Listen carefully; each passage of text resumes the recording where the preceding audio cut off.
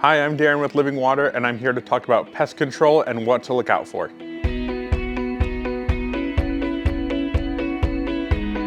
This is a Texas mountain laurel. This is a common plant that pests like to live on. So this is one that if you have in your yard, I would check on frequently. So most pests like to go onto the brand new growth, which is usually a lighter green or a darker green, depending on this type of plant. Like this one is lighter green and it's right at the edge. Will like to eat these leaves or live on the bottom of these leaves. So if you see anything that looks like a spider, little white dots, little black dots, is usually a pest, or it could be like a shiny, almost syrup that is left on the leaf. These Texas mountain laurel like to get Genista broom moths, so they come in and eat the foliage. So here's a different plant, and bugs like to live on the bottom sides of leaves. And so just make sure that when you're looking at a plant, pull it up and check the bottom.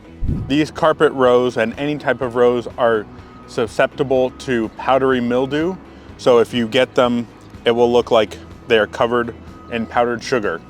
So if you get that, then you spray them down with the proper treatment. These red yuccas have been getting lots of pests on the flowers. So you can see that they're on here, they're gray and white little dots, and they're leaving behind a shiny poop on them. So if you have this, I would treat this with neem oil, spraying it every day on affected flowers.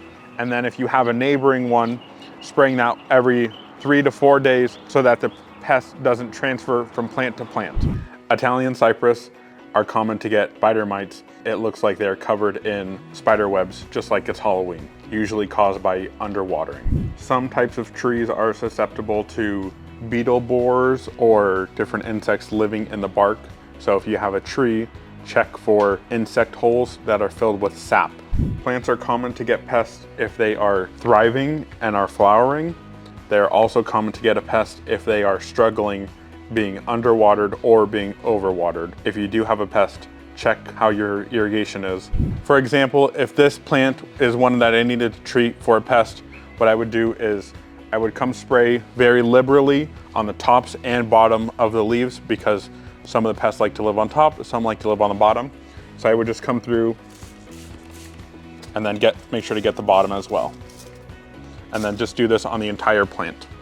If you have any questions or concerns, feel free to reach out to our office.